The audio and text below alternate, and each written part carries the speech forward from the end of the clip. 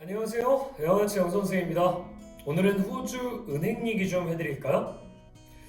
호주에도 은행이 여러 군데 있습니다. 또 안 믿으실 수 있는데 우리나라 은행 브랜치도 몇 개 있습니다. 아마 눈을 씻고 찾아야 가능하겠지만요. 그래서 그 은행들에 대한 몇 가지 말씀을 좀 드려보겠습니다. 보통 한국 사람들이 알고 있는 은행은 몇 개 안 됩니다. 예를 들어 첫 번째, 커먼웰스 뱅크가 제일 큽니다. 그 다음으로는 ANZ, 그리고 NAB, 웨스트팩 또는 세인트 조지 정도가 이런 은행에 해당합니다. 금융권 전문가가 되실 필요는 없기 때문에 이런 모든 은행에 대해 아실 필요는 없지만 보통 이제 여러분들이 은행을 이용할 때 고민해야 되는 건 사실 액세스 아닐까요? 즉 다른 말로는 내가 쉽게 은행에서 현금 인출을 할 수 있게 현금 인출기가 많고 또 수수료도 싸며 그리고 마지막으로 여기저기 다 있어서 내가 어디로 이사 가도 쉽게 먼 거리 이동하지 않고 은행을 고를 수 있는 거죠.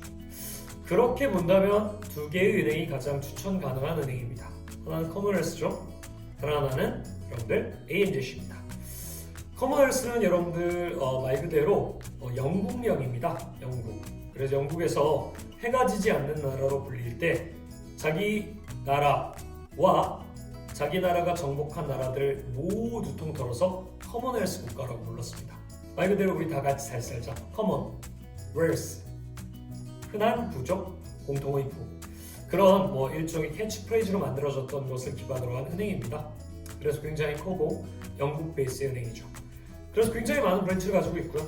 어디서나 쉽게 이용할 수 있다는 장점이 있습니다. 또한 아무래도 보안도 제일 잘 되어 있는 편이고요. 그 다음에 ANZ는요. 오스트레일리아 뉴질랜드 뱅크 코퍼레이션의 약자예요. 그래서 오스트레일리아와 뉴질랜드를 기반으로 하는 말 그대로 오세아니아의 그래도 유명한 은행입니다. 좀 단점은요. 브랜치가 커먼웰스만큼 많긴 한데 보안 이슈가 좀 많이 있습니다. 호주스럽게 쉽게 돈이 사라지는 문제들이 발생하죠. 커먼웰스도 발생합니다. 근데 아무래도 ANZ 발생률이 좀 더 높은 편입니다. 그래서 두 은행 중에 하나를 선택해야 된다면 커먼웰스를 또는 두 개의 은행을 선택해야 된다면 그게 가능합니다. 여러 가지 이유로 은행을 두 개 하는 경우가 생깁니다. 여기서 아르바이트를 하거나 또는 여기서 집업으로 구하게 되면 업주 측에서 요구하는 은행이 있을 수도 있고요. 이런 다양한 이유로 은행이 두 개 정도 가지게 되는 경우는 어카운트를 두 개 정도 가지게 되는 경우는 흔합니다. 그래서 주 은행은 커먼웰스가 좋고요. 부 은행은 ANZ이 좋습니다.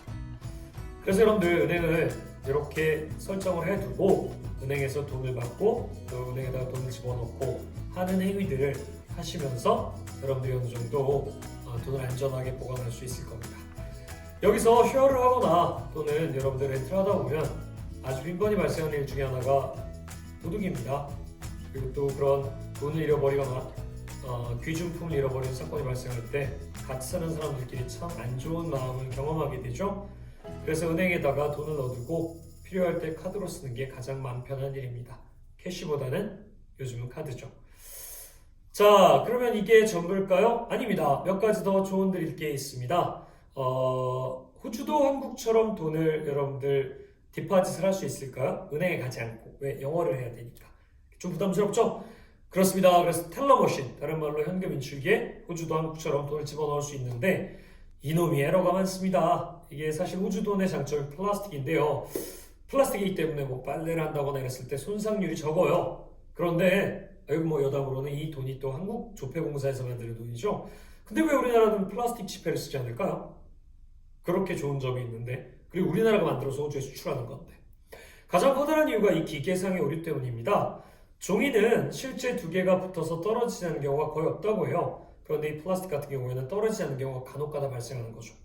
즉 100불짜리 지폐나 50불짜리 지폐를 여러 장 집어넣을 때 두 장이 한 장으로 카운팅되는 경우도 있고요. 또는 이 나라스럽게 호주가 약간 좀 릴렉스된 게 업무에도 굉장히 릴렉스하게 적용되는 경우가 많아요. 그래서 실제 기계적인 오류도 많이 있습니다. 그래서 기계에다 넣었는데 1000불을 넣었는데 입금했다 영수증도 안 나오고 아무런 답이 없는 거죠. 홀딱 1000불을 집어먹는 경우가 생기는 거죠.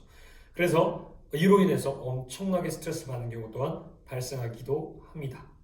또 믿거나 말거나 한 3년 전에는 대만에서 온 여자분이 자기 계좌에 돈이 없는데 어느 날 갑자기 돈이 뽑히다라는 거예요. 물론 자기는 자기 계좌에 돈이 없다는 사실을 잠깐 잊고 있었대요. 그러다가 돈이 나고 나서 깨달았다는 거죠. 내 계좌에 돈이 없는데? 이게 어떻게 된 일이지? 그래서 계속 돈을 뽑게 됩니다. 얼마나요? 약간 미친 정도로. 거기서 돈을 뽑아 집도 사고요. 차도 사고요. 슈퍼카도 사고 이랬습니다. 그렇게 5년간 돈을 뽑다가 드디어 은행책에서 알아냅니다. 이 사람이 도대체 몇십억을 썼다는 거예요. 그래서 그 여자분을 상대로 소송 중이었는데 그 후속 결과는 아직 나오지 않았습니다. 거기가 바로 웨스트팩이었습니다. 그래서 웨스트팩 같은 은행들은 좀 더 조심해야 됩니다. 호주의 매력, 설렁설렁함인데요. 동시에 호주의 위험, 설렁설렁함입니다. 그래서 은행은 가장 크고 신뢰할 수 있는 은행을 고르는 게 중요한데요. 그래서 저는 제가 가지고 있는 은행인 커먼웰스와 엔젯을 추천드렸고 몇 가지 은행 관련된 사항들을 설명드렸습니다. 도움이 되셨기를 빌고요. 마지막으로 은행에 갈 때 여러분들 항상 보통 기본적으로 요구되는 건 두 가지 여러분들의 인적 사항에 대한 증명입니다. 하나는 보통 포토 아이디라고 해서 여권을 의미하겠죠. 다른 하나는 여러분들의 집 주소로 날아오는 어떤 편지든 편지가 하나 있어야 됩니다. 예를 들어서 이민성에서 보낸 거여도 되고요. 또 여러분들 은행은 은행을 만들어야 되니까 은행에서 오는 실제 사용 내역서 같은 건 없을 거니까 통신사에서 오는 비리라든가 이런 집으로 온 자기 이름으로 된 편지가 하나 있으면 그 두 가지 증명서를 통해서 각종 업무를 처리할 수 있습니다. 여러분들께 은행은 한국만이 아니라 호주의 생활에서도 가장 기본이 되는 곳입니다. 그래서 은행에 대해선 이 정도의 상식은 알고 사시는 게 좋겠습니다. 다음번에 더 유익하고 유용한 내용으로 찾아뵙도록 하겠습니다. 감사합니다.